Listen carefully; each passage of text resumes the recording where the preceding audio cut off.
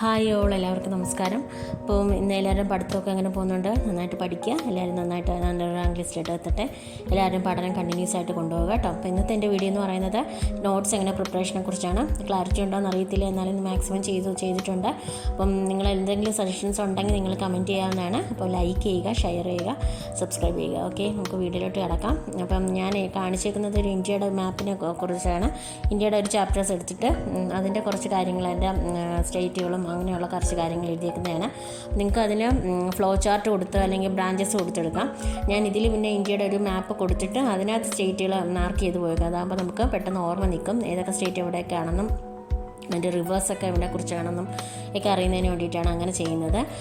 അപ്പോൾ നിങ്ങൾക്ക് മാർക്കറും നമുക്ക് ഹൈലൈറ്റർ ഉപയോഗിക്കാം. ഹൈലൈറ്ററും പല കളർ പെന്ന് ഉപയോഗിക്കാം കേട്ടോ. റെഡ് ഇങ്ക് ആണെങ്കിൽ ഏറ്റവും നല്ലതാണ്. റെഡ് ഇങ്കും നമുക്ക് ബ്ലൂവും പെന്ന് വെച്ച് മാർക്ക് ചെയ്തിട്ട് അതിനകത്ത് റെഡ് ഇങ്ക് കൊടുക്കാം കേട്ടോ. അപ്പം ഞാൻ ഇതിൽ തന്നെ രണ്ട് ഏതൊക്കെ പേജിലാണോ ഞാൻ അതിൻ്റെ ആ ഒരു നോട്ട്സ് വരുന്നത്, ആ നോട്ട്സിലെല്ലാം ഞാൻ ചെറിയൊരു ഇന്ത്യയുടെ മാപ്പ് കൊടുത്തിട്ട് പിന്നെ നമ്മുടെ രേഖാംശ അക്ഷാംശ സ്ഥാനങ്ങളൊക്കെ അറിയുന്നതിന് വേണ്ടി ഒരു ഗ്ലോബ് കൊടുത്ത് അതിലും ഞാൻ ഇന്ത്യയുടെ മാപ്പ് കൊടുത്ത് ചെയ്യുന്നുണ്ട്. പിന്നെ ISRO നമ്മുടെ സാറ്റലൈറ്റ്സൊക്കെ എപ്പോഴും നമ്മുടെ വിക്ഷേപണമൊക്കെ എല്ലാത്തിനും കൂടെ ഒരുമിച്ച് ഒരു വർഷങ്ങളെല്ലാം ഒരുമിച്ച് ഒരു സ്ഥലത്താക്കി എഴുതിയിട്ടുണ്ട്. അപ്പോൾ രണ്ടും ആ ഒരു ടെക്സ്റ്റ് വായിച്ചിട്ട് പിന്നെ നമ്മുടെ GPS-ൻ്റെ ഒക്കെ എഴുതിയത് എല്ലാം കൂടെ ഏതൊക്കെ കൺട്രീസിൻ്റെ ഏതൊക്കെയാണെന്ന് അറിയാൻ വേണ്ടിയിട്ട് ഒരുമിച്ചാക്കിയിട്ടുണ്ട്. പിന്നെ ഞാൻ സ്റ്റേറ്റ്സിൻ്റെയാണ് ഞാൻ കാണിക്കുന്നത്, നമ്മുടെ ഡിസ്ട്രിക്ട്സിൻ്റെ. അപ്പോൾ പാലക്കാട്, നമ്മുടെ മലപ്പുറം, അങ്ങനെ രണ്ട് ഡിസ്ട്രിക്റ്റ് എടുത്തിട്ട് സെപ്പറേറ്റ് ചെയ്ത് രണ്ടും അപ്പുറമായിട്ട് എഴുതി പോകും. അതാകുമ്പോൾ നമുക്ക് അതിനകത്തുള്ള ഏതൊക്കെയാണ് നമ്മുടെ സാംസ്കാരിക തലസ്ഥാനം അല്ലെങ്കിൽ നമ്മുടെ റിവേഴ്സ്, നമ്മുടെ ആർട്സ്, കൾച്ചർ അങ്ങനെയൊക്കെ അറിയുന്നുണ്ടെങ്കിൽ നമ്മളങ്ങനെ സെപ്പറേറ്റ് ചെയ്ത് എഴുതി കൊടുത്ത് പോയാലാണെങ്കിൽ നമുക്ക് പെട്ടെന്ന് അത് ക്യാച്ചപ്പ് ചെയ്യാൻ നോക്കും കേട്ടോ. അപ്പോൾ അങ്ങനെ ഒന്ന് എഴുതി നോക്കുക നിങ്ങൾ. പിന്നെ ഈ പറയുന്ന പോലെ ബ്രാഞ്ചസ് കൊടുക്കുകയാണെങ്കിൽ നമ്മളെ മൈൻഡ് മാപ്പാണത്. ബ്രാഞ്ചസ് കൊടുത്ത് എഴുതി സെപ്പറേറ്റ് ചെയ്ത് കൊടുക്കാം. നമുക്ക് ഞാൻ ഈ കാണിക്കുന്ന IT മാർക്കാണ്. IT നമ്മളെ സ്റ്റോറേജ് സ്പേസിൻ്റെയും അങ്ങനെയുള്ളതൊക്കെ നമ്മൾ ഓരോ ഡയഗ്രാം കൊടുത്തിട്ടാണ് ഞാൻ വരച്ച് പഠിക്കുന്നത്.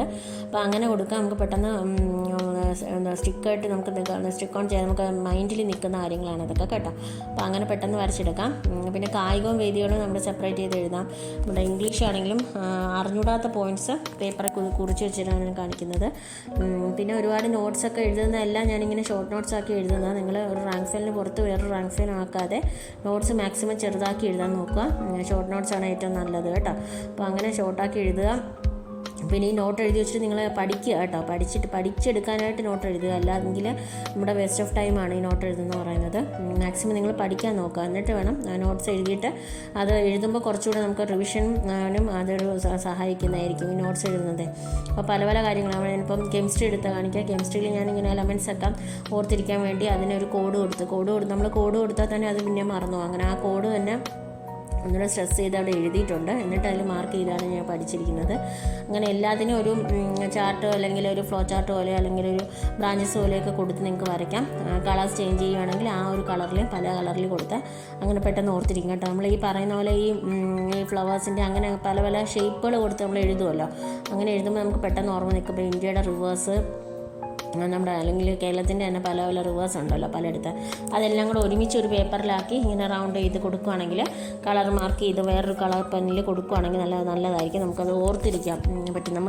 നമ്മളെ ഈ ഫിലിംസൊക്കെ നമ്മൾ കാണുമ്പോൾ പെട്ടെന്ന് ഓർത്തിരിക്കുന്നത് എന്തുകൊണ്ട് നമ്മൾ ആ കളേഴ്സ് എല്ലാം മിക്സിങ് നമ്മൾ മനസ്സിൽ അത് കൊണ്ടുവരുന്നതുകൊണ്ടാണ് അല്ലേ. അപ്പോൾ ആ ഒരു കളർ നിങ്ങളെ പഠനത്തിലും കൊണ്ടുവരിക.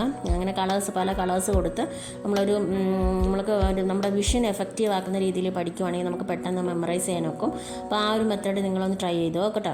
പിന്നെ ഞാൻ ഈ കോൺസ്റ്റിറ്റ്യൂഷൻ എല്ലാം ചെറിയ കട്ടൗട്ടാക്കി എഴുതിയേക്കുന്നത്. മാക്സിമം എഴുതിയേക്കുന്നതല്ല, നിങ്ങൾ പഠിക്കാനും കൂടെ ശ്രദ്ധിക്കുക. അല്ലെങ്കിൽ നമുക്ക് സമയം വെറുതെ പോകുന്നതല്ലേ നോട്ട് എഴുതുന്നത്. അപ്പം എഴുതുന്നത് മാക്സിമം പഠിക്കുക. അല്ലെങ്കിൽ നോട്ട്സ് എഴുതാതെ തന്നെ നമ്മൾ റാങ്ക് ഫയൽസ് തന്നെ യൂസ് ചെയ്ത് പഠിക്കുന്നതായിരിക്കും ഏറ്റവും മെച്ചമായിട്ടുള്ളത്.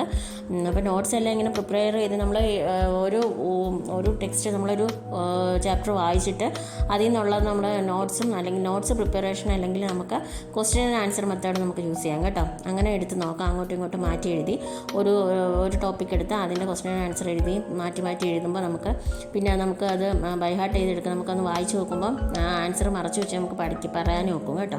അത് അങ്ങനെ നിങ്ങൾക്ക് ചെയ്യാവുന്നതാണ്. അപ്പോൾ ഇന്നത്തെ എൻ്റെ വീഡിയോ ഇത്രയേ ഉള്ളൂ. നിങ്ങൾ എന്തെങ്കിലും സജഷൻസ് ഉണ്ടെങ്കിൽ പറയുക. Okay, thank you.